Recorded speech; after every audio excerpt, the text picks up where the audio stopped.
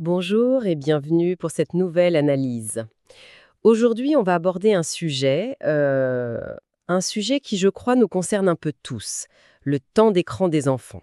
Bonjour, oui, un sujet absolument central. Mais on va le faire sous un angle un peu différent, un angle qui ressort vraiment des textes qu'on a pu consulter. L'idée, c'est que le vrai problème, ce n'est peut-être pas tant de compter les heures passées devant un écran, Non, ce n'est pas juste une question de quantité. exactement, c'est de comprendre ce qui se passe dans le cerveau de l'enfant pendant ce temps-là. Et c'est bien plus sournois qu'une simple perte de temps. C'est un point de départ essentiel, oui. Les sources qu'on a sous les yeux, elles déplacent complètement le débat. On quitte la question de la quantité pour entrer dans celle de la conception même de ces outils. Instagram utilise pour nous capter, comprendre comment elles sont pensées pour créer une dépendance. Et surtout, quels sont leurs effets sur un cerveau en plein développement? Alors décortiquons ça. Le concept qui frappe d'abord, c'est que l'enfant ne devient pas accro par hasard. Il est en quelque sorte conçu pour l'être. C'est une affirmation forte, mais elle s'appuie sur leur modèle économique. Ces plateformes sont gratuites, donc leur survie dépend de leur capacité à retenir notre attention le plus longtemps possible. Pour la vendre, quoi. Et pour y arriver, les textes parlent d'une véritable armée d'experts. Psychologues, neuroscientifiques. Est-ce que c'est une image ou c'est vraiment la réalité? Non, non, ce n'est pas une hyperbole. C'est le cœur du système.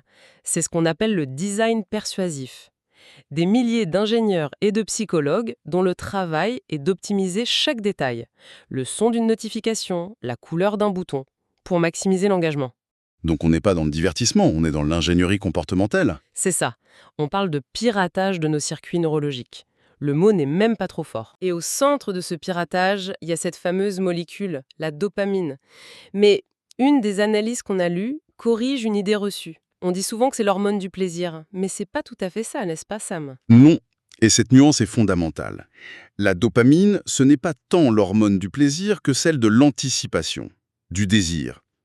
Elle ne récompense pas la satisfaction d'avoir obtenu quelque chose, mais plutôt la quête, l'attente de la récompense.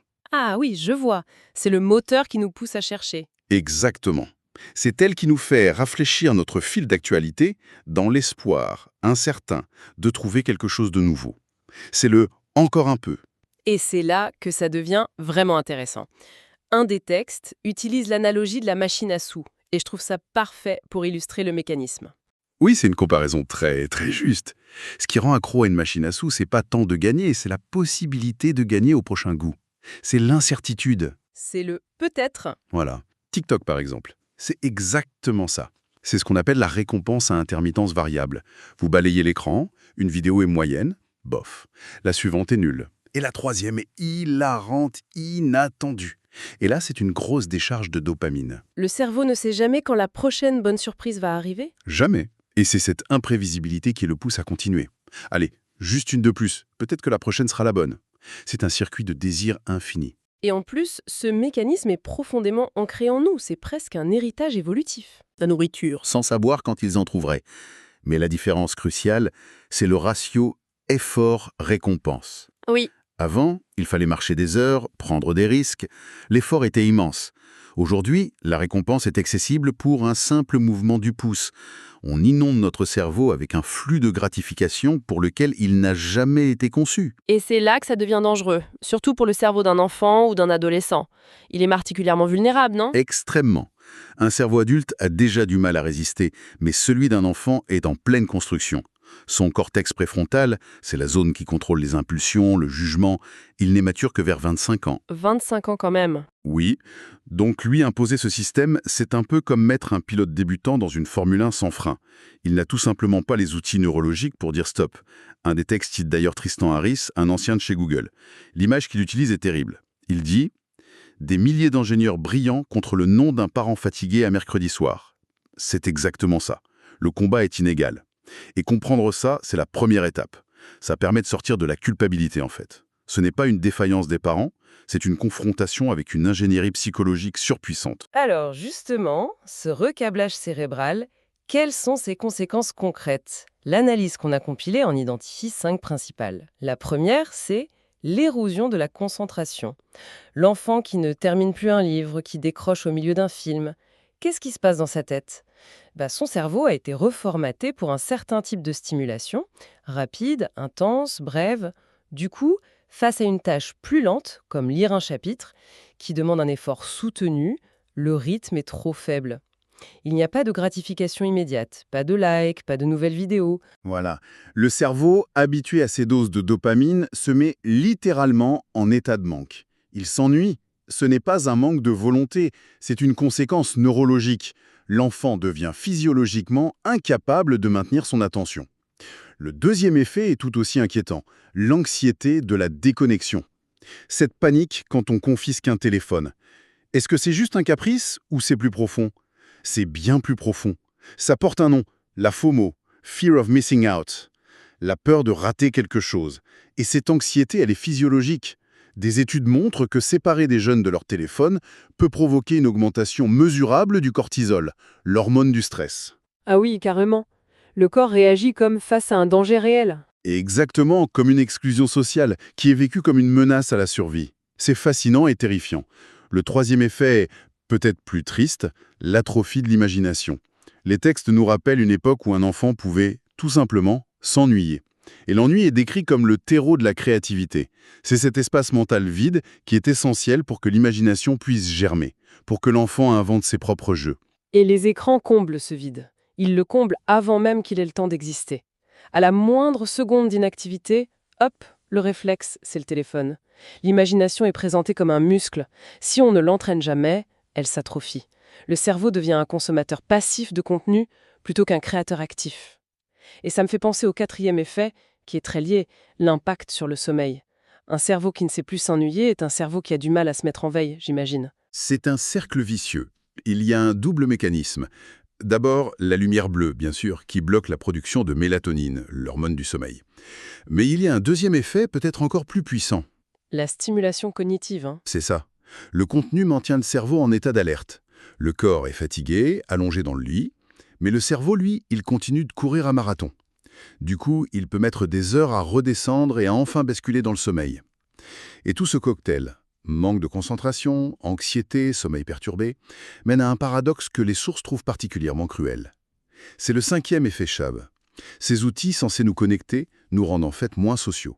Oui, le paradoxe de la connexion sans intimité. Les interactions numériques sont rapides, efficaces, on contrôle son image, mais elles sont désincarnées.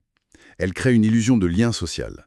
Une illusion. Oui, parce que les compétences sociales fondamentales, décrypter un regard, interpréter une intonation, gérer un désaccord en face à face, elles ne sont pas sollicitées.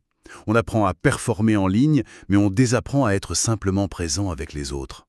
Un like ne remplacera jamais un vrai sourire. Le constat est assez sombre. Mais, après avoir dressé ce tableau, l'une des analyses partage une expérience personnelle très éclairante.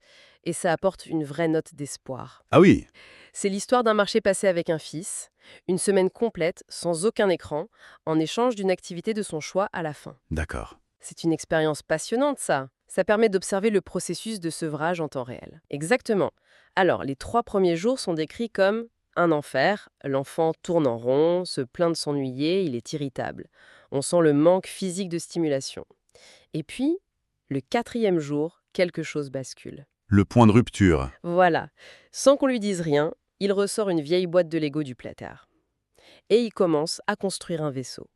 Il y reste concentré pendant 2 heures d'affilée. C'est le moment charnière. C'est le moment où le cerveau, privé de sa drogue habituelle, est forcé de trouver d'autres chemins, d'autres sources de gratification, plus lentes. C'est le retour de l'ennui créatif. Le processus s'accélère ensuite. Les jours suivants, il initie des activités. Une balade à vélo, il dévore un livre entier. Et le plus incroyable, c'est le 7e jour. Le père lui dit que le pacte est terminé, qu'il peut reprendre sa tablette. Et là, l'enfant hésite. Et il répond « Attends, je peux finir mon dessin d'abord ».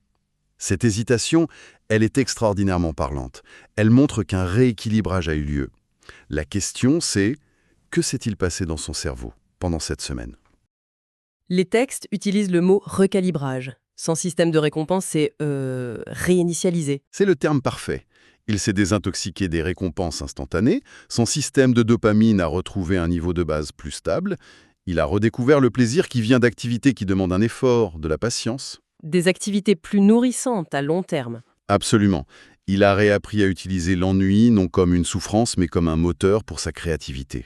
Et tout ça en une seule semaine. Alors, si on devait synthétiser, qu'est-ce qu'on doit retenir de tout ça? Pour moi, le point central, c'est vraiment que les écrans ne sont pas des outils neutres. Non, loin de là. Et que la difficulté d'un enfant à s'en détacher, ce n'est pas un manque de volonté, mais le résultat logique d'une conception ultra efficace. Et la conclusion qui en découle est, je trouve, très rassurante pour les parents. Le message, ce n'est pas qu'ils ont échoué, c'est qu'ils sont la première génération à devoir gérer une force aussi nouvelle et puissante sans mode d'emploi. C'est déculpabilisant en effet. L'enjeu, ce n'est pas de se sentir coupable, c'est de comprendre l'adversaire pour pouvoir établir des règles du jeu plus équilibrées. C'est une perspective beaucoup plus constructive. Complètement. Et ça nous laisse avec une pensée finale, une question que cette lecture soulève. Si une seule semaine de pause peut commencer à inverser la tendance de manière si visible, alors la question n'est peut-être pas de savoir s'il faut diaboliser la technologie, Mais plutôt, à quoi ressemblerait une relation intentionnellement rééquilibrée avec nos écrans. Une relation où l'on passerait d'une consommation subie à une maîtrise choisie.